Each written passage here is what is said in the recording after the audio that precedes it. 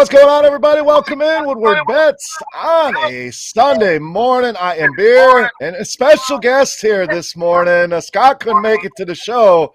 We got Uncle Urban to join us before their game out in Seattle. Urban Meyer joining the show here tonight. Uncle Urbs, how we doing, man?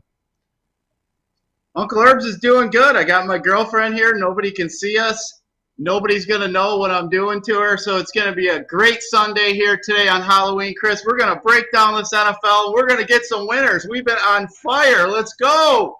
Absolutely. Got to stay on a roll, so appreciate you guys tuning in to our Sunday show. Always have a lot of fun with this one. Of course, happy Halloween to everybody out there, including you, Uncle Urbs. Make sure you guys head over to Woodward Bets on Twitter. Give us a follow there. Follow the network at Woodward Sports as well. And Scott, let's recap some of the stuff we saw over the weekend. Obviously, that Michigan State game. Let's start there. Quite the game for Sparty. I thought Michigan had it in the bag, up 2 touchdowns. They let them back in. 5 touchdowns from Kenneth Walker. In my opinion, too many field goals for Michigan. I know there was some questionable calls as well, but you got to give kudos to Sparty. Huge win there yesterday against Michigan. Yeah, that was a little painful for me being a Michigan fan. We got the banter going back with all my boys, my Sparty buddies, and, hey, at one point I asked them if they were even watching anymore. And the next thing I know, that went to shit real quick.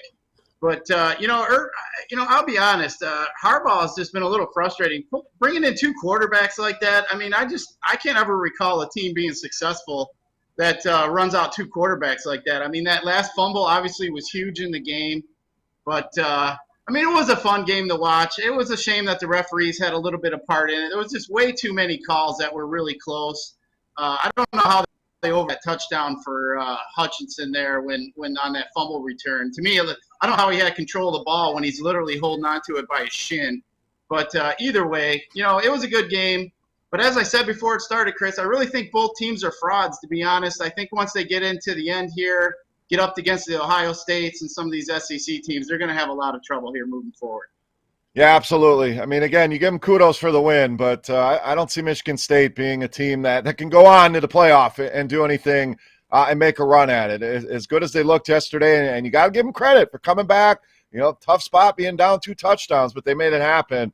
I just don't see them in that same caliber, like you said, of a team like Ohio State. So, again, a pretty interesting day of college football. But let's talk some World Series. We'll recap that real quick. The majority of today, we're talking NFL. We're going over our best bets, our favorite DFS plays across each and every game. But World Series, Atlanta comes back. They're down 2-1. A couple home runs there in the 7th inning and slammed the door closed. So looks like Atlanta on their way here. Do you think Houston has a chance to fight back in this thing, or is it pretty much a done deal now? Well, Chris, I'm kind of hoping Houston pulls one more out. As I said when the series started, I had Atlanta in 6. So I'm kind of hoping we get one more victory. But, hey, it's set up nicely at this point.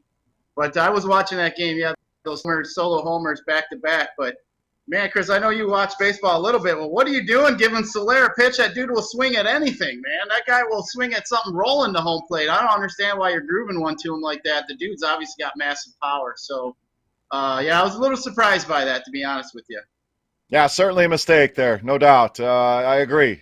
Give him stuff all over the place. Don't give him a power hitter that's going to swing at anything, something right down the middle. So, interesting. We'll see what happens with that series. But the Braves certainly look like they're in control. NBA's been good to us, Scott. I know you don't have your little board behind you there, or Uncle Urbs, I should call you, but 16-2 in our last 18 best bets. So, I don't think there's many people out there that can claim a record like that. So, yeah, we're going to give ourselves a little pat on the back, and more so, we hope that you guys are taking advantage of those winners, and we want to stay hot here in the NFL. But before we get into kind of diving into the game, Scott, we want to let you guys know Tin Roof today, 11-1 for the Lions pregame.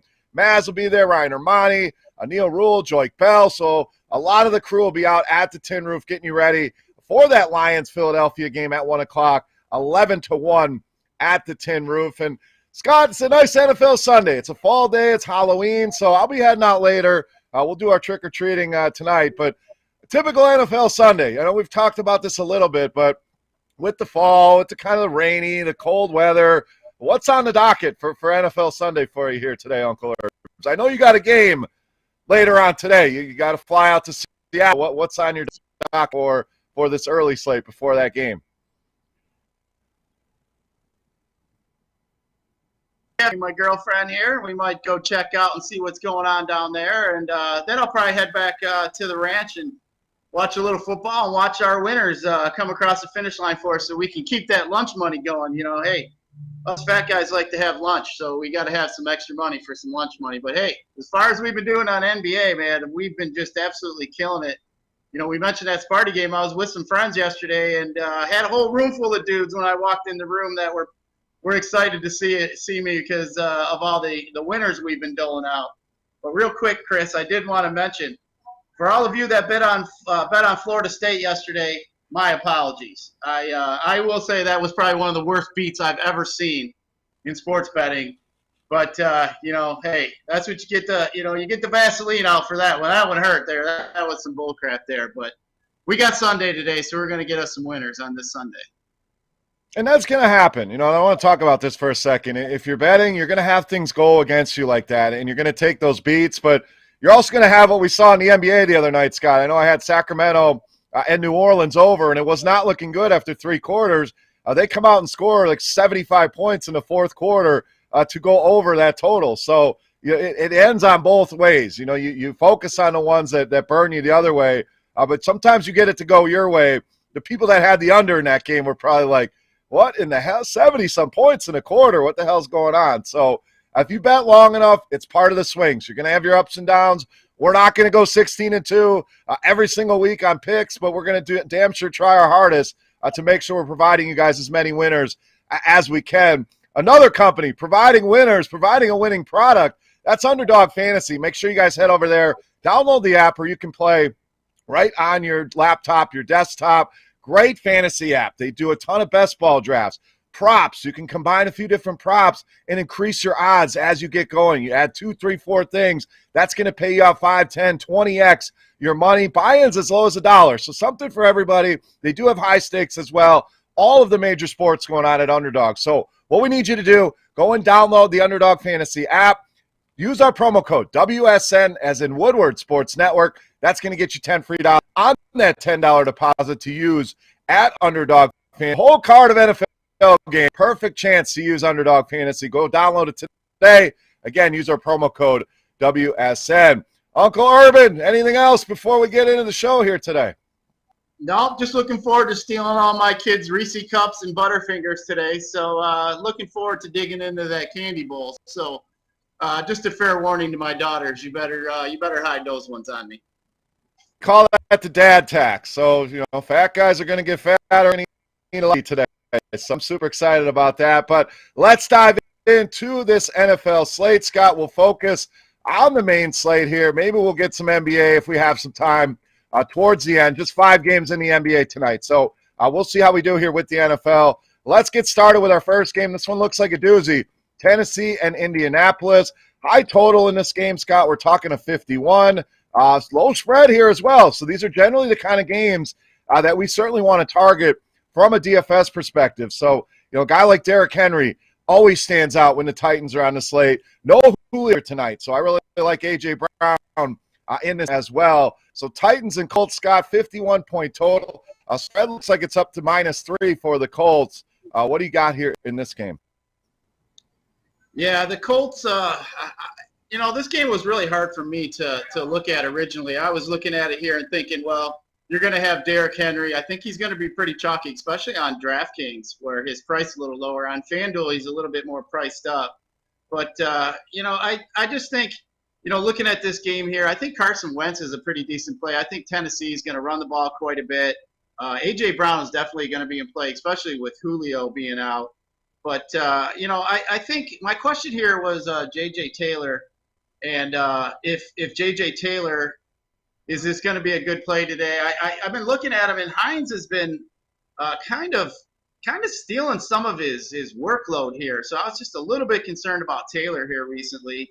The Colts O-line is back fully, which is really good for Taylor. They're going to be able to give Wentz some time. So I think this is going to be a game where Wentz is going to have to throw the ball quite a bit. I like Pittman Jr. here today. Tennessee's given up the second most points to wide receivers. Pascal isn't a guy that I'm really looking at. A lot of the pass and target share does go to Pittman. So I'm kind of looking at a game here where I think that Indy's going to have to throw the ball a little bit, and I think Tennessee's going to utilize Henry quite a bit and A.J. Brown. Taylor is always a question of, do you think Indy's going to play with a lead? If they're playing with a lead, he's going to get a ton of work. They're going to try to play from ahead, slow the game down. Then he's a good play. If you think Tennessee's going to come in and kind of control the game, control the tempo, that's where you have questions with Jonathan Taylor. So then Nyheim Hines does become interesting. I'm pretty much in lockstep with you in this one. I like Michael Pittman. Remains too cheap out there. This Tennessee defense, not very good. On the other side of the ball, I like A.J. Brown. No Julio Jones. They don't really have a tight end. Derrick Henry doesn't catch many passes, and although that role has been growing this season, so I like the receivers on both sides of this one. So do we want to do our bets as we go along here? You got any bets you like here? We'll kind of put it all together at the end with our best bets for the day. But anything standing out here again, Scott? We got -3 for the Colts, 51 on the total. I'm going to roll with the Titans here. I actually think the Titans are going to win 28-20, so I'm going to take those 3 points. All right, I think we get a lower scoring game here. I know the Titans defense leaves a lot to be desired, but both teams really want to run the ball. That tends to lean 2 and under, so I'm going to go under 51 here on this game, Tennessee and Indianapolis. All right, next game. Scott, this one kind of ugly. Cincinnati and the Jets. We've seen this line kind of creep up. We're up to Cincinnati -11 after it opened up at -4. And the big reason why Zach Wilson will not play in this game. We get Mike White at quarterback here for the Jets. Don't know a ton about this guy, but obviously Vegas does, and it swung the line 7 points. Total sitting right around 42.5. So really hard to find anything that's you like in DFS here, especially with a quarterback we don't know much about. Cincinnati, I think they're all in play. We've seen Jamar Chase light the world on fire. I think T. Higgins is too cheap. Jets are horrible against running backs, so I like Joe Mixon. That are a viable play. So, thoughts here? I think there's a lot of ways that we can go with the Bengals here on Sunday.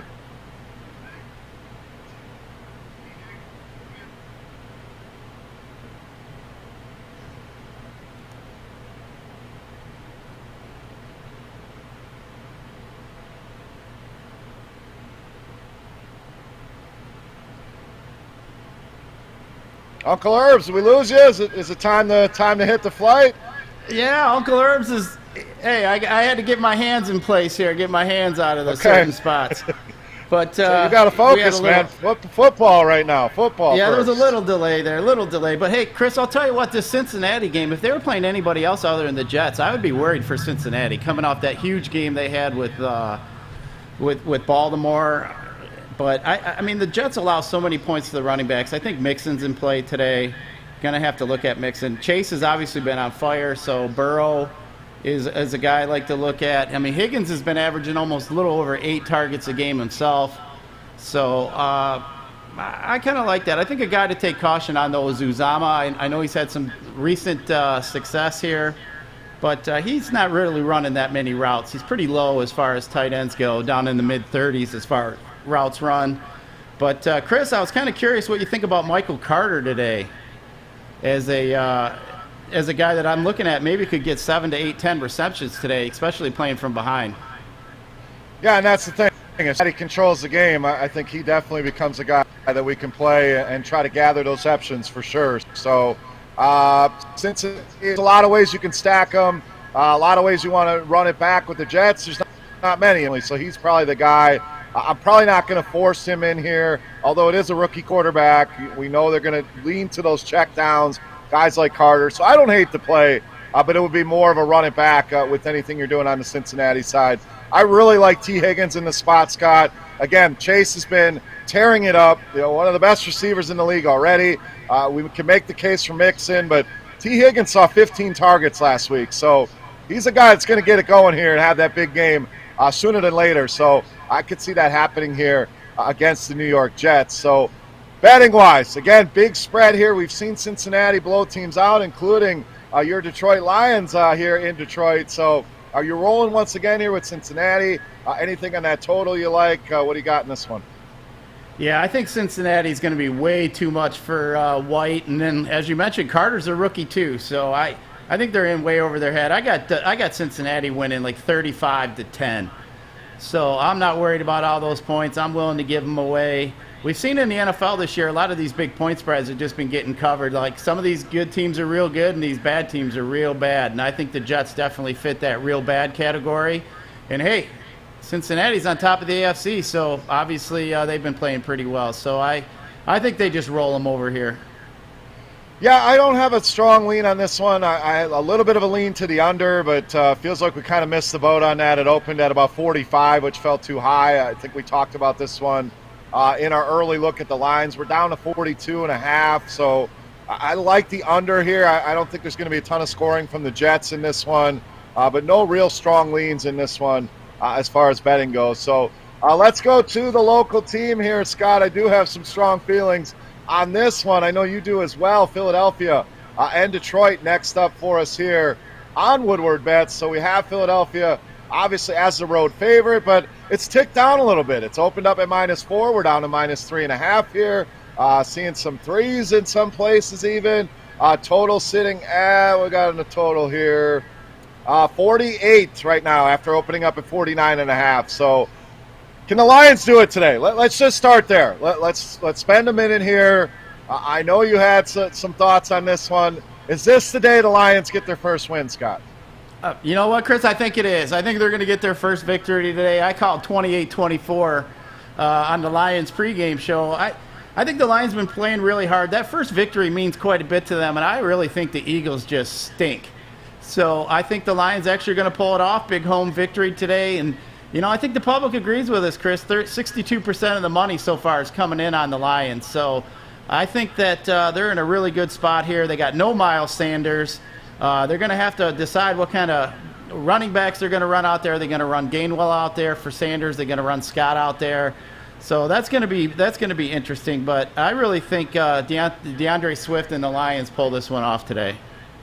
I'm with you. I've supported the Lions before, and they burned me. I thought they'd play much better against Cincinnati. I thought they'd get blown out by the Rams, and they hang in that game. So it's been a little bit of Jekyll and Hyde here. I'm just not sure this Philadelphia team is very good. As good as Jalen Hurts is in fantasy, he could be pulled from this game, Scott. There's a lot of talk, a lot of whispers that they want to get Gardner Minshew in there. Jalen Hurts has just not been great. A real-life quarterback. So I love him in fantasy today, but that little hesitation, you got to be worried about that. If he's not getting it done here in the first half against the Lions, he may sit down, and we may see Gardner Minshew today. So in cash games, it's something to think about. Tournaments, I still think you can roll him out with confidence. I love the pairing of him and Dallas Goedert on the other side, Scott. We know tight ends can be a disaster, can be difficult to find. Detroit side, I'm going to continue to go back to DeAndre Swift. Week in, week out, it does not matter the game script. The guy gets it done. No matter if they're winning, they're playing from ahead. He's going to have more opportunities at scoring. If they're playing from behind, he's going to have that many more opportunities to catch the football. So thoughts fantasy-wise: Hurts, Goddard, Devonta Smith in play, DeAndre Swift. I think Hawkinson in play. Is Khalif Raymond even in play here, Scott? I know Jared Goff was talking him up this week. Yeah, I think Raymond's going to be tough. Philadelphia does have some decent outside coverage on that defense, especially in that secondary with Slay. But I will say I think Hawkinson's got a pretty good advantage. Philadelphia gives up the 6th most points to tight end. Hawkinson's had 14 catches and 20 targets in his last 2 weeks, so Goff has been looking his way, which is good. But I will say Philadelphia, too, you mentioned Swift. They give up the 5th most points to running backs and the 3rd most running back catches so far this year. So I think Swift is in a great spot. Even, he's pretty much game script proof, whether they're winning or losing. As we know, the Lions actually, I think they held their first lead last week for a brief period of time. But, I think Swift here is in a really good spot. Goddard's another guy. You talk about Hurts. I was having a hard time. I'm not really a fan of Devonta Smith. We haven't seen that crush it week yet.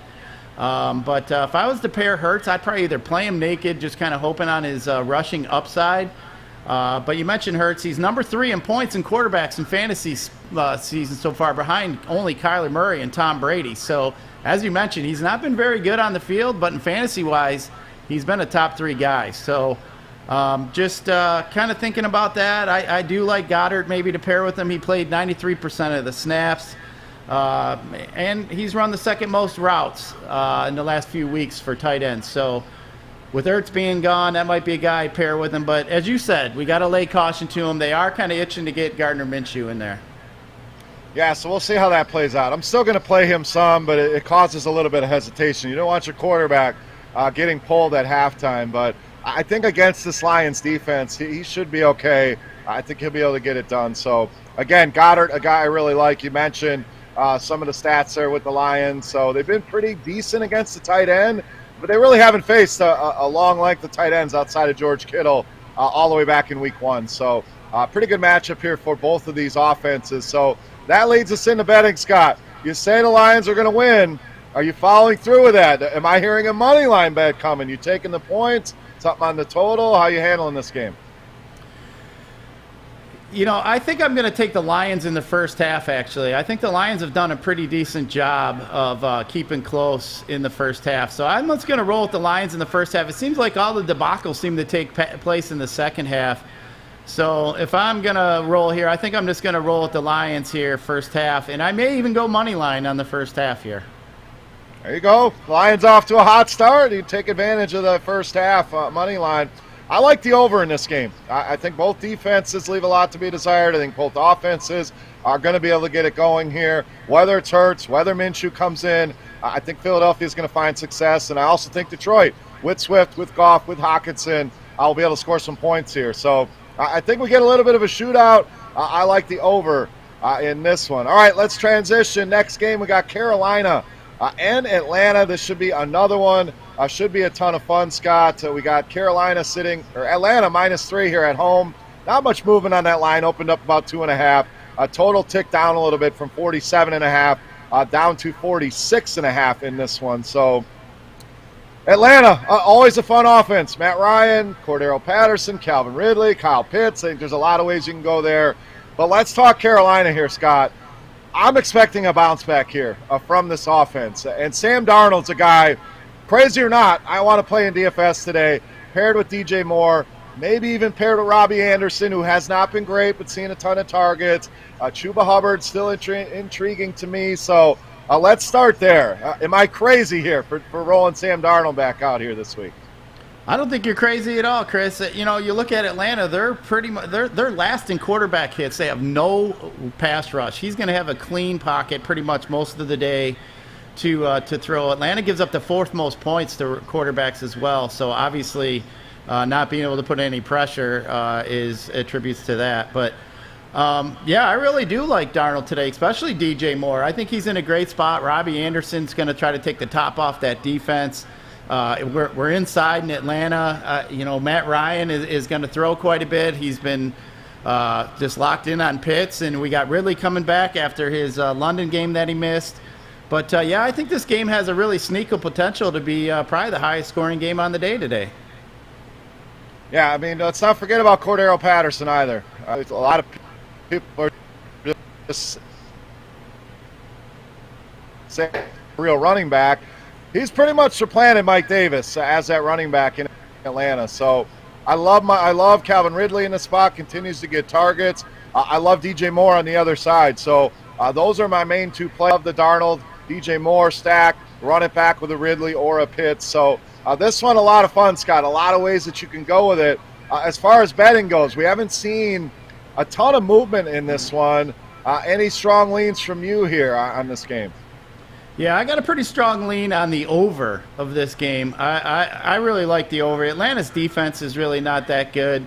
We just saw the Giants just roll up on with a beat-up team, just kind of score a bunch of points on Carolina too. So I really think this game is going to go back and forth. I think, you know, I like your Robbie Anderson call. I think they're going to try to go deep to him. And then you did mention Patterson. I mean, he's been playing 73% of the snaps. He's on pace for 1,500 yards, Chris. If I'd have told you that before the season started, you probably would have laughed at me. But, yeah, I really do think this is a great spot. Atlanta gives up the 11th most points to the wide receivers. You just look at everything on paper, and it does just scream shootout potential. All right, this next game may not scream shootout potential. We got San Francisco traveling to Chicago to take on the Bears. So kind of an ugly game here, and it reflects in the total. We got San Francisco up to -4, opened up at 3.5. Total has gone down, though, Scott. Opened up at 43.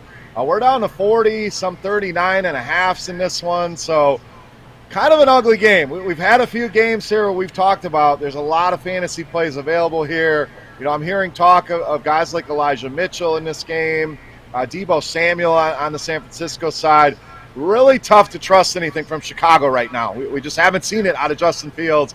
Allen Robinson has been terrible. Khalil Herbert's been great, but Damian Williams is back now. So anything standing out fantasy-wise in this one? Season long, you're starting Deebo Samuel. Allen Robinson, if you have a better option, I'm not against sitting him down here in this matchup. But other guys here, Scott, season long, DFS, kind of a game I'm mostly staying away from here. Yeah, there really isn't anything here as far as fantasy goes. I mean, maybe one thing that would be possible would be the San Francisco defensive team. It's just been, Fields has been a mess. He's had 7 turnovers, 20 sacks, 5 fumbles in his 5 starts. So obviously he's been turning the ball over quite a bit. You mentioned Eli Mitchell. He's going to be about 17 to 20% owned today. I mean, he has had 19, 11, and 18 carries so far. But we've seen Hasty kind of just dive into a lot of his receiving opportunities, been getting a lot of looks out of the backfield. Mitchell didn't run any pass routes last week, so Hasty has been that guy, kind of just filled into that role. I think Mitchell is going to be pretty popular, so I think Deebo Samuel is a great pivot in that game if you wanted a piece of it. But I'll tell you what, Chris, I'm not really interested in anything here. I mean, Herbert, if you had Damian Williams, we know he came back off COVID. Herbert did have more carries than him last week. So I kind of lay caution to that. But I don't really like anything as far as plays strong as far as DFS. And I can't really even say I have any kind of bets here that I like. I think this is a game here that's just kind of boring, and I'm just going to leave it be. I mean, even the public agrees 50% of the money is coming in on both teams. So kind of hard one here to predict. Yeah, I'm with you, and we talk about this all the time. This one, you don't have to bet every game. You don't have to play every game in DFS. In fact, the more you can limit your player pool, the easier things become. It's the less decisions that you have to make, and betting-wise, again, you don't want to bet the whole card. That's not the way to do it. So I'm with you on this one. I just don't see anything DFS-wise. I'm not playing a chalkier Elijah Mitchell. I'm just not as big a believer there. I still think, even without Khalil Mack, that Chicago Bears defense is still pretty good. So if anything, I think these defenses will be in play. Even Chicago without Mack against Jimmy Garoppolo, I think is a decent play here today. So I lean an under here, but it's tough to bet an under 39.5 and feel good about it. So I'm just going to leave this game alone, and we're going to move to our next game here. Pittsburgh and Cleveland. Scott, another kind of ugly-ish game as far as the total goes. We're sitting at Cleveland -4.5. It started at Cleveland -3, so I've been steamed up a little bit there. Total has come down from 45 to 43 in this one, so kind of a similar game to the one we just talked about, but this one, you know, division rivals, they know each other. I think there's more pieces here, just with these teams being better offensively. We get the return of Nick Chubb on one side. We obviously have guys like Chase Claypool, Deontay Johnson. On the other side, I think Pat Freiermuth, an interesting cheap tight end play this week for Pittsburgh. So what do we got here? I think there's a little bit more than the last game, but still kind of one of those games. It's not a stackable game, in my opinion. What's that? What did you say? Oh, yeah? Oh, my girlfriend here said that these two teams are tougher than Alabama, being division games for us here with Uncle Herbs. So, I mean, here just kind of looking at it, 60% of the money is coming in on the Steelers. Both teams are well rested. Pittsburgh played on that Thursday, or actually had a bye week. Cleveland played last Thursday, so they both had quite a bit. I mean, Cleveland is just a really tough run defense here, and I think Najee Harris is going to have a tough day. I mean, but the guy is just getting a massive workload. It's kind of hard to ignore. I mean, he's averaging almost 26 touches a game, which is almost unreal. That's unreal. But you did mention Freiermuth. I do like him. The Browns are missing one of their top linebackers who roams around quite a bit. So I think that, especially with no Juju, I think there's going to be a lot of underneath routes here, especially with the pass rush that the Browns can bring on old Dusty Ben here. But, that Browns O-line is healthy. We saw what happened with Dearness Johnson coming back last week. I think Chubb is a kind of a sneaky guy here that you might be able to throw in that has some good top potential, especially without Hunt. I mean, Chubb's averaging, last week I think they had 5.5 yards, 182 yards. But, it is hard to play any of these Browns receivers here, especially with the quarterback situation they have. Landry just seems like every time I play him, it's just a risk that he's going to get hurt. I'm done with Odell. I can't play Odell anymore, so I'm not going there. But, yeah, you're right, Chris. This is kind of a boring game here. But I do think here I do like Pittsburgh, actually, in this game, getting these 4.5 points. All right, I'm on the other side of this one. I like Cleveland in this spot. I think Pittsburgh's overrated. I respect their defense. I like Najee Harris. I'm a big Chase Claypool fan, but I think Cleveland, no matter what the quarterback situation is, I don't care if Mayfield's in there or not. The return of Chubb's going to help. I know they're missing some defensive pieces, like you mentioned. Denzel Ward also out in that secondary. So things all tend to point to Pittsburgh. I just think Cleveland controls this game here and holds this Pittsburgh offense to minimal production. So DFS-wise, again, I like Freiermuth as a cheap play. I like your Nick Chubb call, more so on FanDuel. Scott, we know he doesn't catch a ton of passes. I'm interested to see what Dearness Johnson's role is here without Kareem Hunt. We know they love to use multiple backs, but I'm going to go with Cleveland minus the points here. I am seeing some -4s out there. I obviously like that a little bit better than the 4.5s that we see at some shops. So shop around, but we're kind of divided on that one. So next game, we'll see if we can get in lockstep on this one. The Rams traveling to Houston here, and clearly this one's going to be a big spread. We're talking about the Rams sitting at -16, Scott. This one has moved up from 14 to 16. Total has gone with it from 46.5 up to 47. Is this another spot the Rams roll? I thought they'd roll the Lions last week, and they end up winning pretty comfortably here, but this seems like another spot. I don't know how the Rams got the easiest schedule in the history of NFL, but another game that they should be able to roll. Fantasy-wise, we can pretty much use anybody. Do you prefer Henderson? Do you prefer the passing game here? How are you handling this one in fantasy? Yeah, I think this is going to be a pure Rams mollywhopping here on this one here. I got this game at 40-3. I mean, Houston's only scored 39 points with Davis Mills in 5 games as their quarterback. It's just absolutely terrible. They've had 7 turnovers, 14 sacks.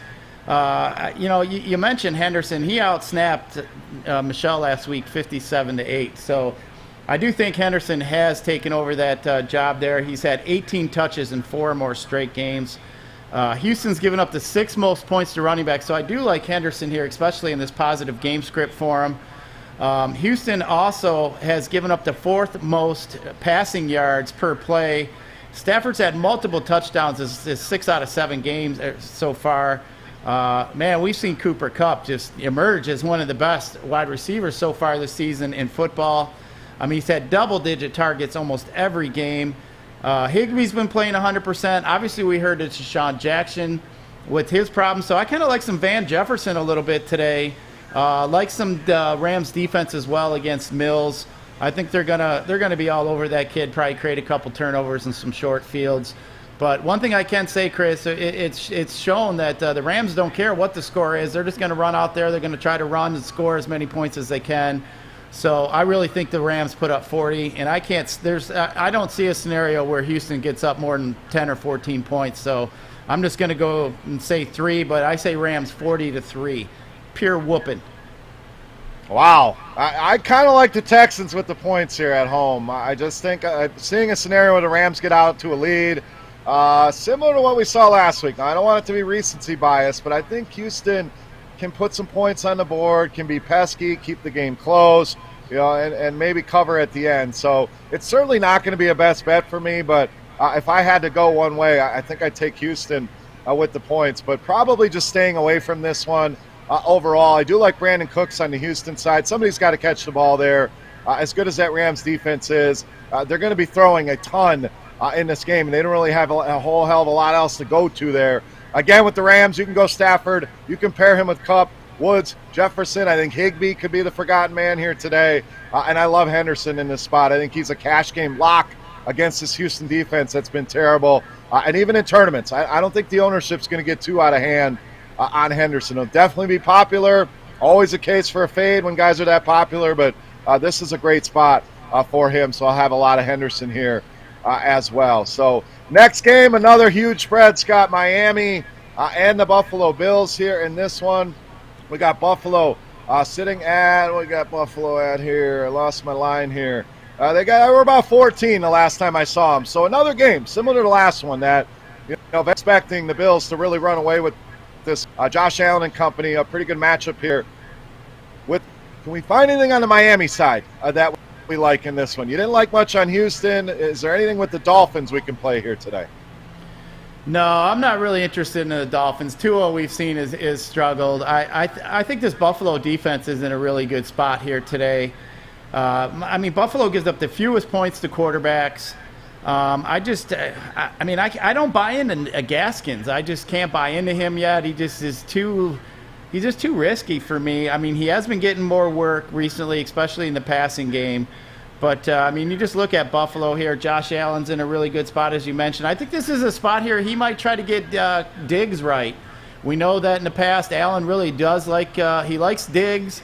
So I think they're pretty good buddies. I think this is a spot here they're going to have plenty of time. And I wouldn't doubt if he forces it to Diggs quite a bit today, especially with Knox with that broken hand. So, I was just curious, I was looking at this game here. Who do I think is going to get some of those underneath throws? Is it going to be Beasley? Is it going to be Sanders? I will say, though, Chris, I've seen where Moss has been kind of popular in some of the optimizers and stuff as I've been shifting around. And I'm not quite sure I can go there with Moss. It just seems like they split too much with Singletary. But I can say Moss has been getting a little bit more of those red zone carries than Singletary has. But it's just hard to click on that guy's name. But I will say, though, I think Buffalo is in a good spot. Buffalo's another team that just looks like they're just going to, like the Rams, they don't care what the score is. They're going to run out there. They're going to put up some points. But I got a sneaky suspicion today that Allen tries to make it right with Diggs today, and Diggs is going to potentially have a pretty big game.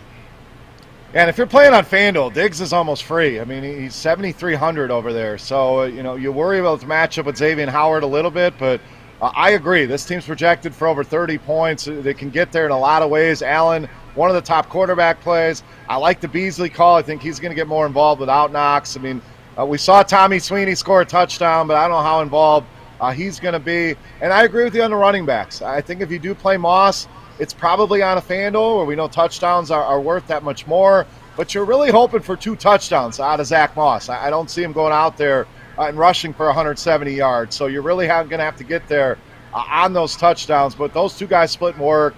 An easy stay away from me. As far as running backs with Miami, I think there's some interesting candidates. I think you could see a similar game to Tampa Bay where we saw Myles Gaskin catch some passes. Now, do you want to burn a running back spot on Myles Gaskin? I generally don't want to do that here in this spot. I do like Jalen Waddle, Mike Gesicki, guys that we've seen have a good connection with Tua. But all in all, mostly Buffalo with me, a couple minor run backs with Miami if you feel so inclined. How about a bet, Scott? Pretty big spread here, pretty big total, sitting at 48.5. Yeah, I think I'm actually going to roll with Buffalo here in the 14. I'm not afraid of these big spreads. I mean, this year we've seen it, and I try not to overthink myself in spots like this. But, I mean, Miami going up to Buffalo, I think they're just going to have a really hard time. And like I said, I think Allen and Diggs are going to have their way with Miami. All right, I don't hate that Buffalo call. If I picked a spread, that's probably where I'm going as well. But I like the under in this game. I think it's going to be a struggle for Miami to score points. I think Buffalo, we know they can score 30, but can Miami come up with 20 points? I don't know about that. So the spread probably the way to go with that thought process, but I'm feeling an under here in this game at 48.5. All right, Uncle Urban, we've reached the point of the show where we get to talk about your Jacksonville Jaguars traveling out to Seattle, and there you go. You had some time to spend with your lady coming off a bye week, so I hope you guys had some good quality time there. But now it's go time. It's going out to Seattle, traveling across the country here. You are the underdogs here in this game as well, Uncle Herb. So we're seeing Seattle minus 3.5 in most places in this game. Total at a lowly 44. So, Uncle Herbs, the Jags going to go out there and do it this week? No, I'll tell you, old Sweet Pea here already told me the key to victory today, and that is run James Robinson, run James Robinson, run James Robinson. Seattle is getting gashed by running backs. It is just awful. 182 yards a game on the ground. I think Jacksonville coming off a bye week. Seattle's had a short week. Chris, I'll tell you what, I think my boys win it today down there in Seattle. I'm going with Jacksonville in this game. I just think Seattle also just no pressure on the quarterback. I think Lawrence is going to be comfortable. And, you know, so far this year, Chris, I've been pretty good at game scripting the first half. I just can't seem to make any adjustments. Maybe I'm going to have to bring Sweet Pea with me here in the locker room. But I think I like Jacksonville today. And James Robinson, I think Robinson's in a really good spot here. So especially with the touches he's had, averaging pretty close to 20 touches a week. So I think them 20 touches against this pretty crappy run defense of Seattle's here is something that I want to have. I love James Robinson this week. I don't know why he's going so overlooked in daily fantasy. You see his price point on a lot of the sites.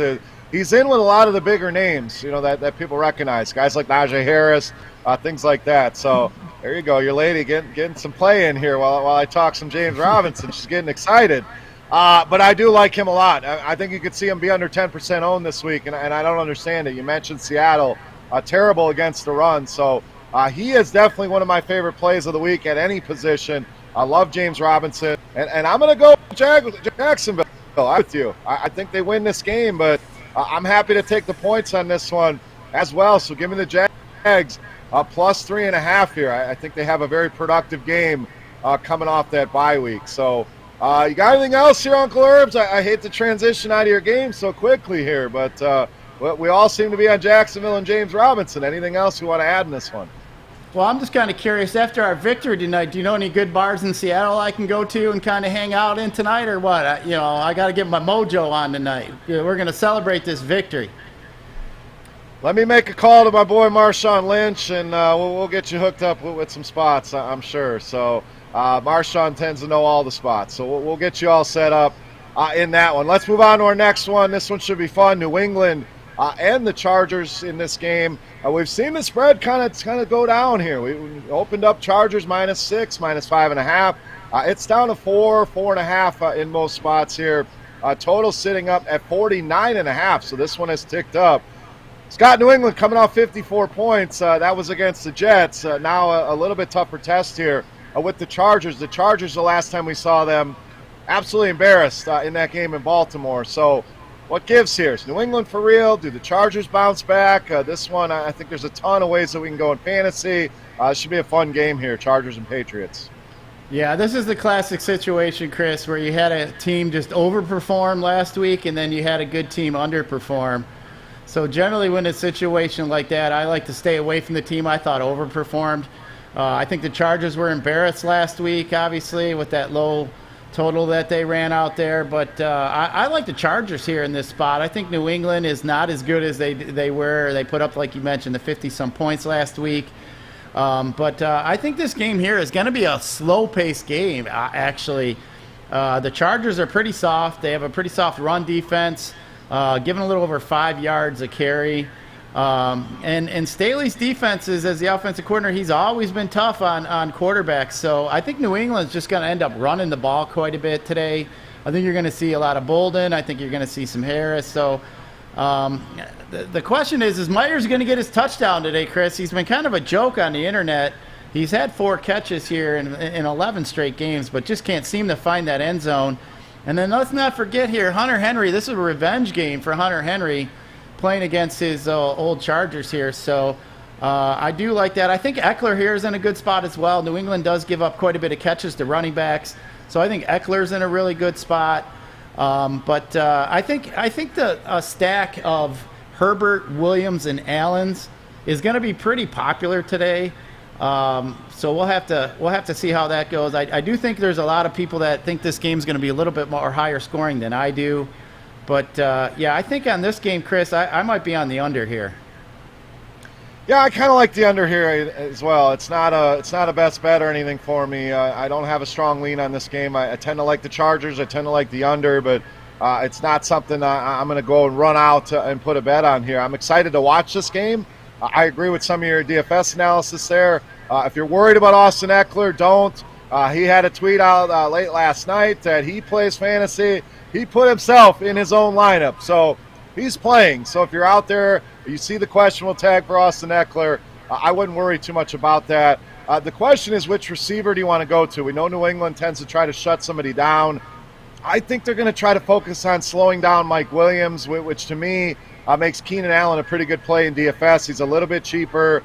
You mentioned the double stack will be popular, so maybe you go with a guy like Allen mixed with Eckler, who we know can catch passes. But I do like this game. Other side, Jacoby Myers on DraftKings, sure. FanDuel, the guy's allergic to the end zone, so it's just hard to play him on a touchdown-dependent site like FanDuel. And Damian Harris coming off that big game. The Chargers certainly vulnerable against the run, but probably a guy I'm staying away from this week. So that game, though, should be a ton of fun. This next one should be fun as well, Scott. Tampa Bay and New Orleans here in this one. We know Tampa Bay clear favorites in this one.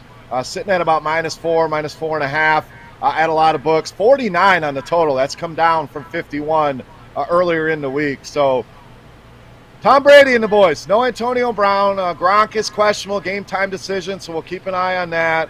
We know the issues Mike Evans has had with Marshawn Lattimore there. So I think you're going to see Chris Godwin become a very popular play in DFS, but with good reason. I think it's another good spot for him. The question is, Scott, what do we do on the New Orleans side? They bring in Mark Ingram. They're saying he's going to play. We have Alvin Kamara, one of the best running backs in the league, but we know you can't run on the Tampa Bay Bucs. So what gives? Do we see Kamara function more as a receiver? Do you want to play him on a DraftKings where we capture that PPR, or are we just avoiding this here against probably the best run D we have in the NFL in the Tampa Bay Buccaneers? Yeah, this game was actually interesting for me when I was digging into it. I mean, you look at it and you think, oh, you got two teams that might be able to score. You got Jameis' revenge game against Tampa. Just kind of looking at it. But, man, Tom Brady has just been just precise all season. He leads quarterbacks in point scoring. But I will say last year he did struggle mightily against New Orleans. Didn't really have, in the two games he played, didn't really have too much success. Lattimore has been a thorn in Mike Evans' side. I know, if you pay attention to that, I mean, they've had some epic battles here in the last few years. So I really do like Godwin. I think Lattimore is going to be stuck on Evans, as you mentioned. Hopefully Gronk gets out there. But Kamara, as you were saying, I think Kamara is in a really good spot, especially on DK, as you mentioned, with the PPR points. But I think if New Orleans is going to have any chance in this game, I think Kamara is going to have a pretty big game here. Callaway's another interesting guy if they're going to end up throwing the ball around the yard quite a bit. But I will say Tampa Bay does give up quite a bit of points to wide receivers.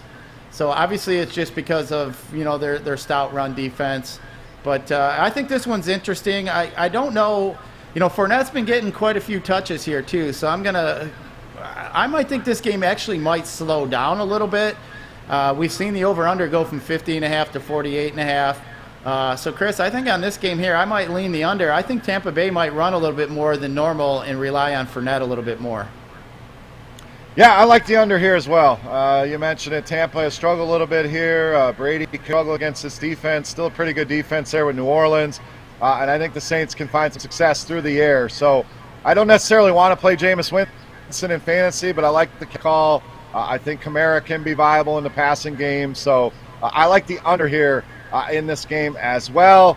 And that will take us to our final game here on the main slate, Scott. We got Washington and the Denver Broncos here. Another kind of ugly game as far as the total goes, sitting at 44.5. That's actually up a little bit from the open of 44.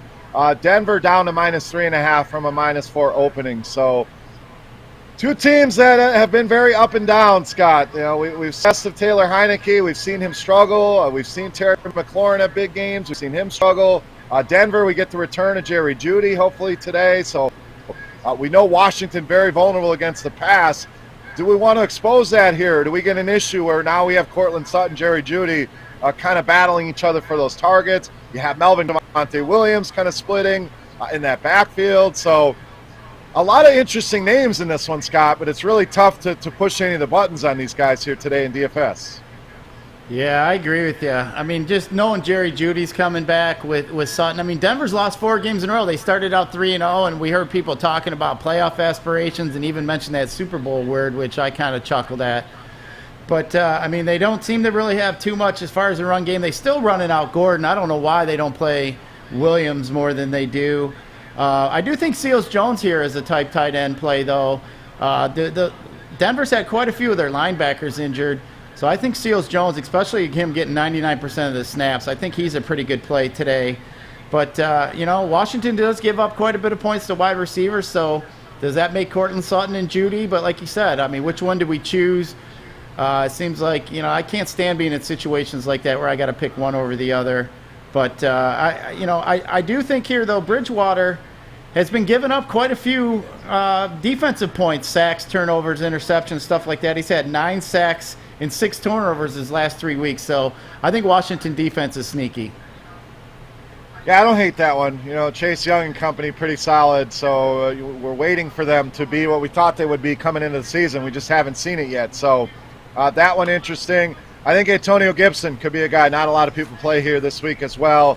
I know he's underperformed, but I think he can get it going. Any bets in this game? I like the under in this game. I feel pretty good about that one. These offenses can both struggle. Denver's got a pretty good defense. If we get an improved Washington defense, I think both of these offenses could struggle. So I like the under here, Scott. Any bets that you're liking in this one?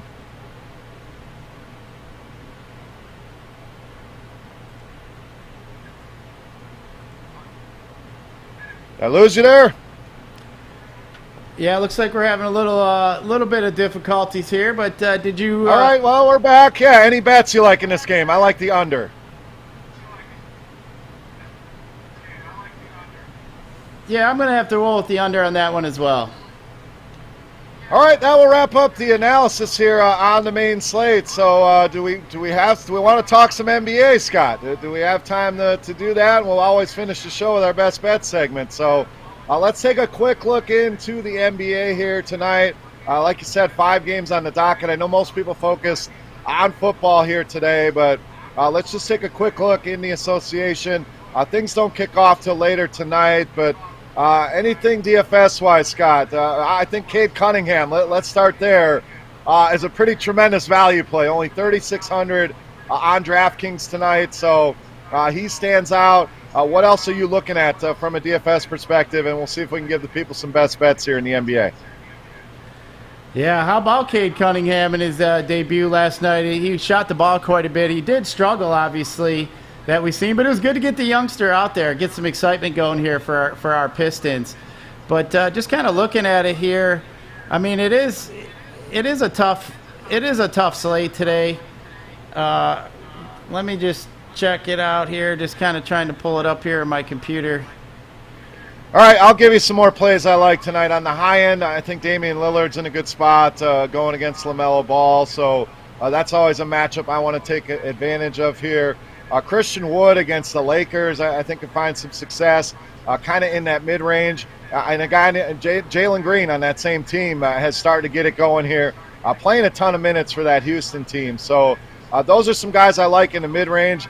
I'm looking at the betting card, Scott. I don't see a ton that really stands out here, so we may have to shelf the NBA. I'll see if I can find at least one to give the people that want to bet some NBA here tonight, but nothing really standing out here. Let me dig in a little bit more while you talk some plays that you're liking tonight. Yeah, just kind of looking here at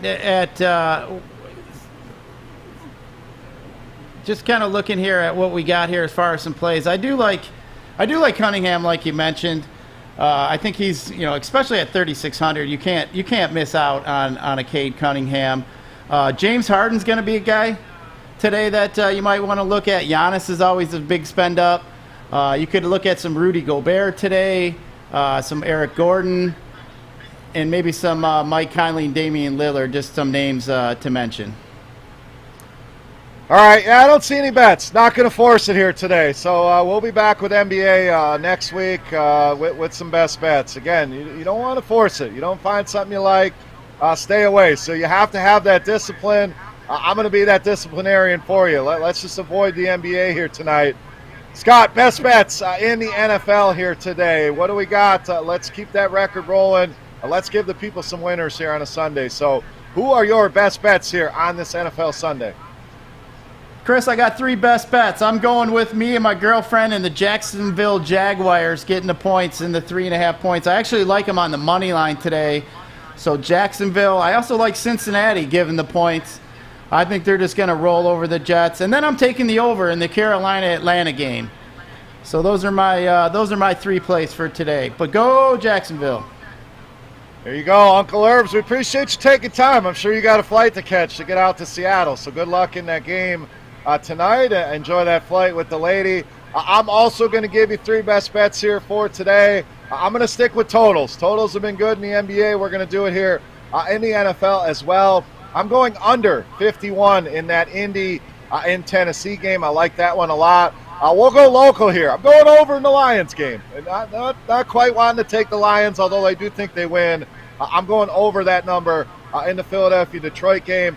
And I'm going to go under in that last game we talked about, Denver and Washington, under 44.5. So 3 totals for me in the NFL in our best bet segment. 6 bets total. We'll see if we can continue the hot trend here at Woodward Bets. So good luck on all your bets to everybody out there. Thank you for listening. Scott or Uncle Herbs, any final thoughts here for the people here on this Sunday in the NFL?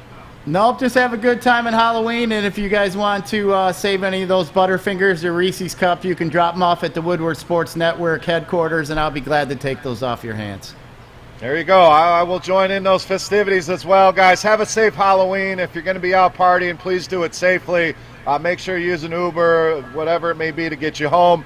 Also, make sure you get over to Underdog Fantasy and try it out here today. Use our promo code WSN. That's going to get you $10 free on a $10 deposit. Perfect day to try it out here on Sunday. So, for Scott, I am Beer. We are Woodward Bets. Our boy Easy behind the glass producing the show. Thank you to him. Thank you all for listening. Good luck in your bets, and we'll catch you tomorrow.